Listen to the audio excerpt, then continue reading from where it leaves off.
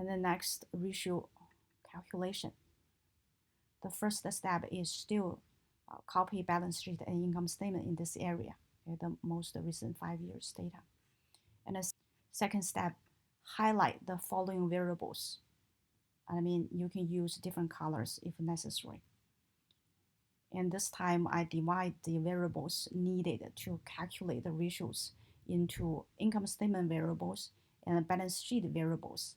And I try to arrange them based on their usual order on the income statement or balance sheet, so you can find them easily.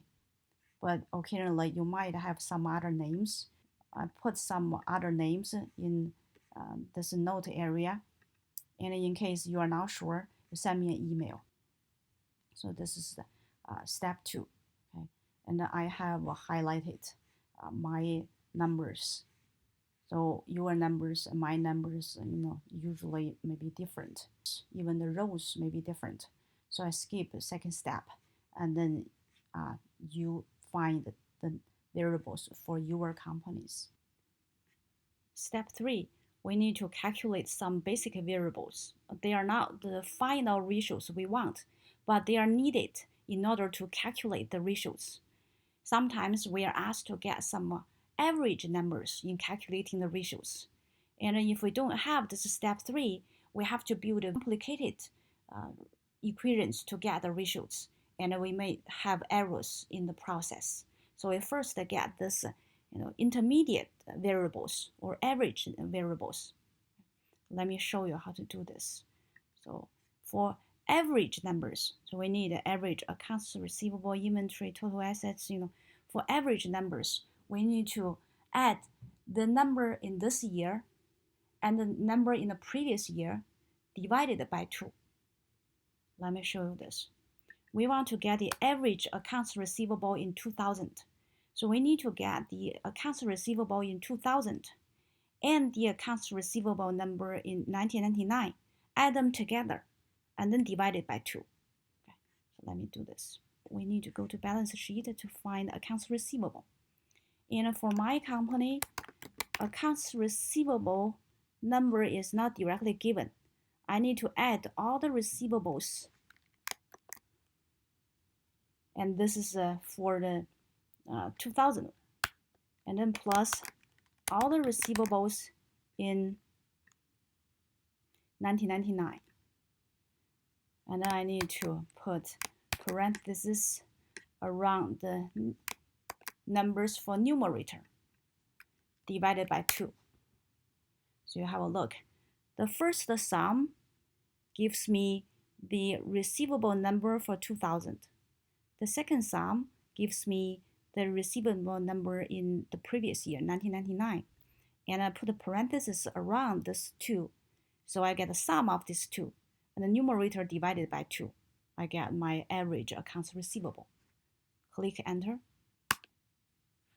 Next, I get average inventory. Still, I get current year inventory and previous inventory. Add them together, divided by 2. Inventory number. So I first put parentheses here, and I click inventory in 2000 plus, and I click inventory in 1999, and then another half of the parentheses divided by 2.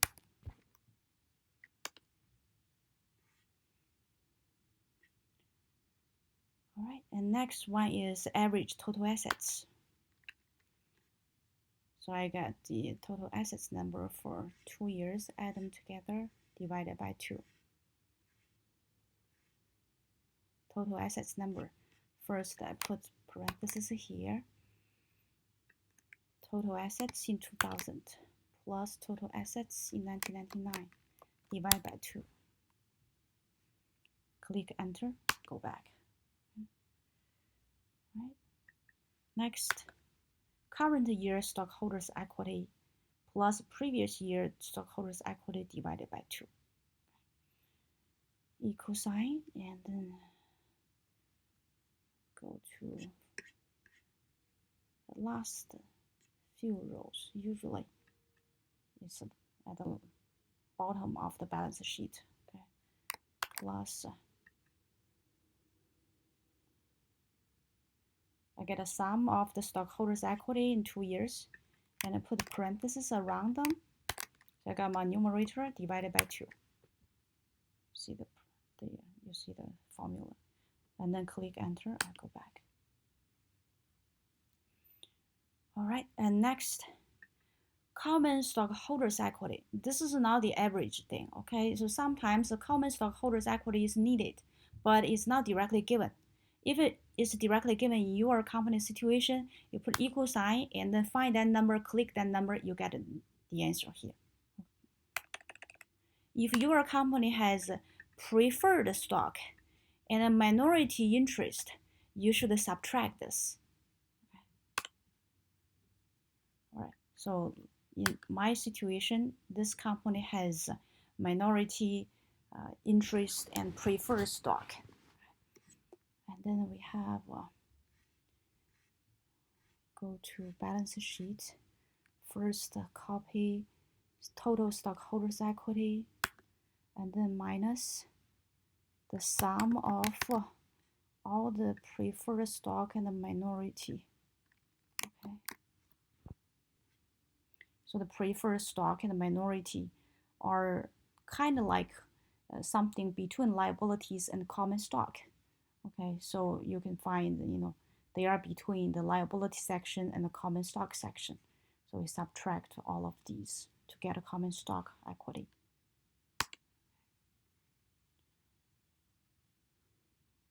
We need to drag this to get 5 years data. Common stockholders' equity is an exception in this sheet. We need to get a 5 years data, and then we can use the data to get 4 years average. Next, you can see we want to get average common stockholders' equity.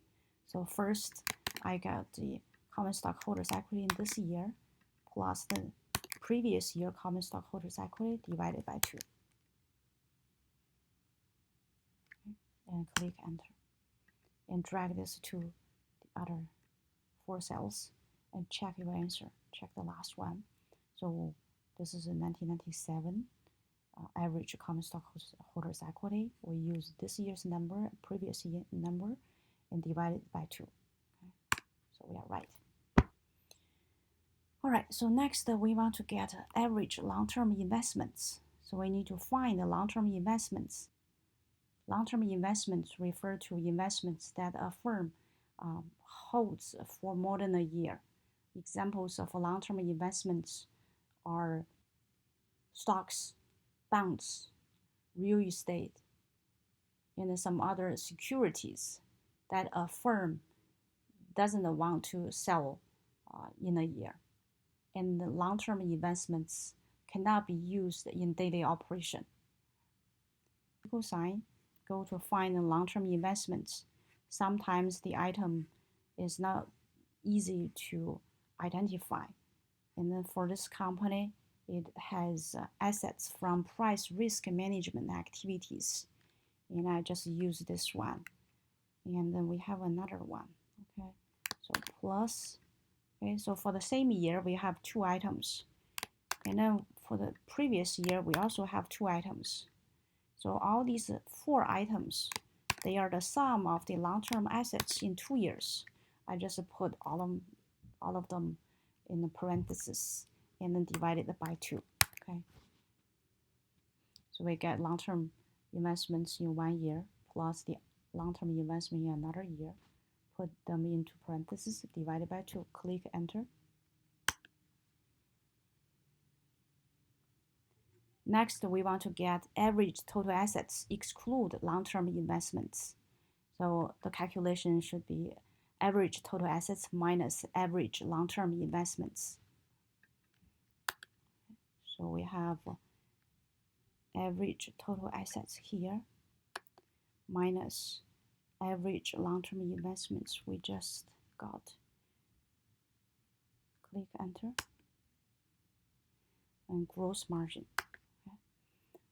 If your company provides gross margin directly on the income statement, you put equal sign, go to the income statement to copy that number, and then click enter, and that's it.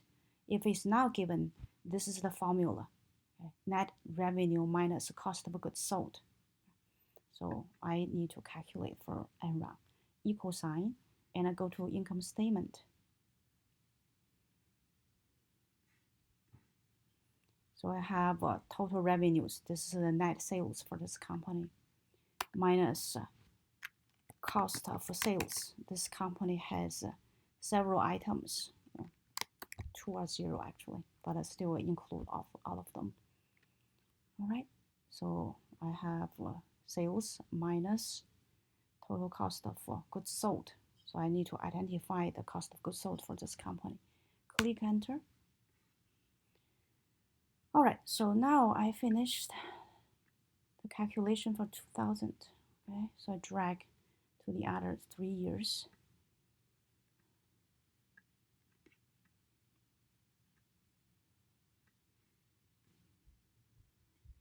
After you drag the numbers to the other cells, remember to check the last row to see whether those numbers are what you want to find. And then we need to get stock price, year-end stock price. You go to the Excel workbook you used to calculate Bonish M score. You should have stock prices in those cells. And then next, we are ready to calculate the following ratios. And I have the ratios here, so I don't plan to calculate each one for you. You have the formulas here. And this workbook example Enron is also on Canvas homepage. So you can find this workbook and click each cell if you're not clear. But I think, after you find the variables and then you are okay with the simple calculation in Excel, you should be fine. Ratio calculation to competitor spreadsheet. This one, you have the same steps, just change the data to your target company's competitors' income statement and the balance sheet, and follow the steps. And then fill out the step 3, step 4. And then after you calculate all the numbers, you go to ratio analysis sheet. And I put steps here, okay?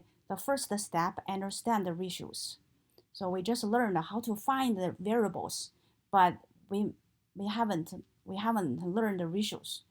I'm waiting for this moment. This is the place to understand the ratios. I got information from different sources, including our textbook and other references, and put the most reasonable explanation of the ratios in this area. And I say, guys, read through, use at least 1 hour to understand the ratios. Okay, so you have all the details here.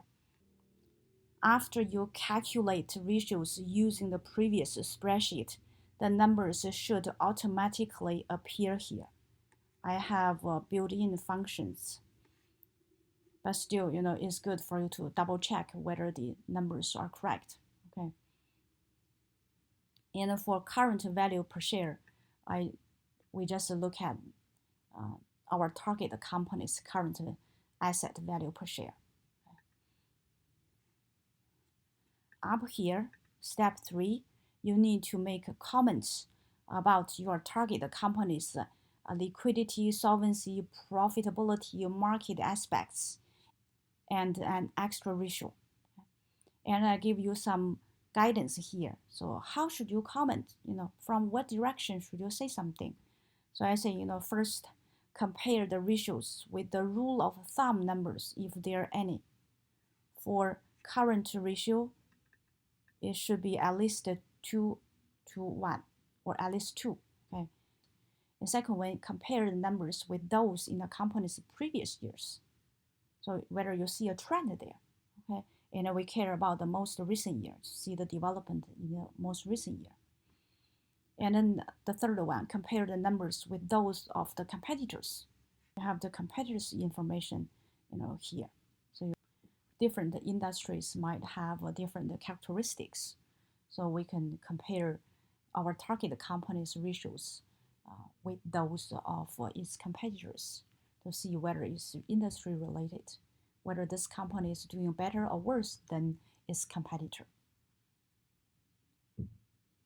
And the last one is use common sense. I use a total liabilities number as an example. So common sense is your assets should be from two sources. One is liabilities, the other one is equity. If your assets are mostly from liabilities, as a stockholder, I don't want to invest in your company because in case of liquidation, the creditors will take all and I have nothing. I provide my comment related to Enron, and then you can refer to my comment. You can also refer to analysts' comments related to your company. But you need to put a reference here and then don't copy big paragraphs directly. Then the last sheet, I put a message here. You do not need to do any editing work on this spreadsheet. It is now graded. You just learn to use it. I recommend two measures to predict or confirm the stock market turning points. And for stockholders, they should be useful. Okay. So let me show you how to use this spreadsheet. So first, there are two business downturns. One is in 2001. The other one is the famous one or the notorious one from December 2007 to June 2009. And I get a source from this link. Okay.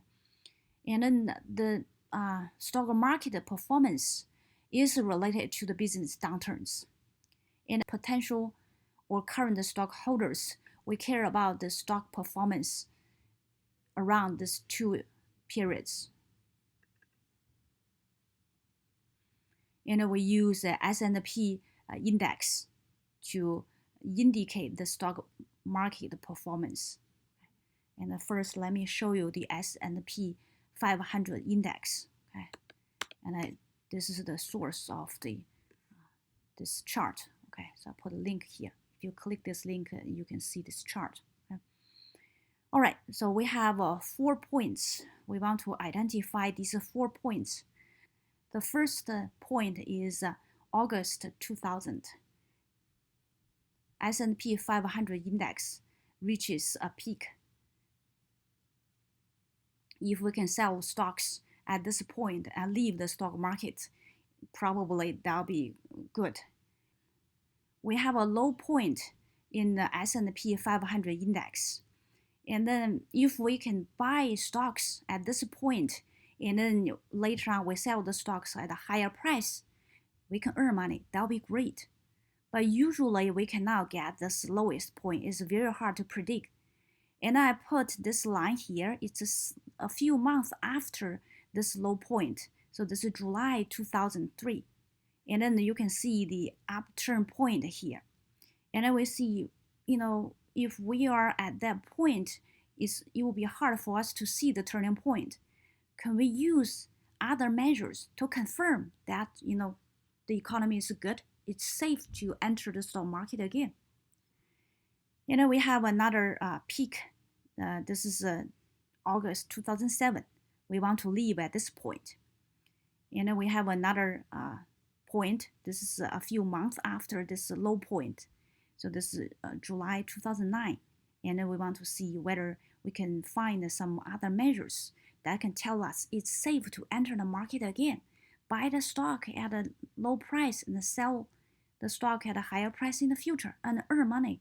I'll give you two measures. The first one, this one is called civilian unemployment rate seasonally adjusted. Okay, this is the chart, and I'll give you the link there. If you click this link, you can see this chart. And later on, this chart will be updated. And then you come to this spreadsheet and click that link. You can see updated data for future decision there. Right now, I just use two historical downturns to show you that this chart is useful in predicting or confirming the start of economic downturn. And I put this rule here, okay? So if you see higher numbers on this chart, it's bad. So we start from August 2000, okay? So this is the point that S&P 500 index is at a peak, and then the unemployment rate is the lowest in September and October. And in November, we can see this turning point. And if we leave the market in November, it's not too late. Okay, the peak of that index, S&P 500 index, is in August. And we use this one to see the turning point of unemployment rate. So the unemployment rate starts to go up. That means we have to consider whether we should sell the stocks and leave the stock market temporarily. And then you can see another point before August 2007. And actually the lowest point is before August 2007. So in August 2007, we can see this turning point. And if we sell the stocks at this point, if we sell the stocks in this month, we probably can sell the stocks at the highest price and just leave, and then we can avoid losses. So I say if we decide to invest in the stock market, we need to keep this link safe. And each month, click this link. Closely monitor the unemployment rates. If you see any change like this, okay, it's high and then low and then high. So this is a turning point. This is not a good sign. At least we should get a warning that bad time is probably coming. Next, this chart is called average weekly hours of production employees in manufacturing seasonally adjusted. And I provide this link here. If you click this link, you can see this chart. And then you keep this link safe. In the future, you just click this link and then get updated information here for your decision.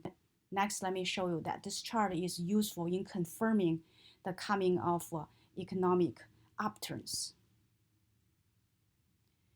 You see S&P 500 turning point, and you are not sure whether this turning point is a real turning point. You can use this chart. You see this one is, there is a low point here. You may wait for a couple of months, and you can truly see this, jump here, a big turning point here. So you can use this one to confirm that economic upturn is coming. And then for another economic upturn, you see this is after the severe economic recession. Okay, so July 2009, from SP 500 index, we see good time to enter the stock market. But if we are at this point, it will be hard to see this trend. And we want to confirm whether this is a true turning point. And you can use this one to see the turning point. You see, the lowest point is in the 1 or 2 months before July. And now you can see this turning point here. You may wait for a couple of months maybe, and then, that will be safe for you to enter the stock market. And it is not too late to buy stocks at low price here. I checked multiple measures used to predict the stock market performance. I checked the crude oil prices, 10-year treasury rates, inventories to shipments ratio, US dollar index to predict the turning points of the S&P 500 index. These measures are usually used by analysts, and you can see they are mentioned by analysts, but actually they are not as useful as the two measures I recommended here.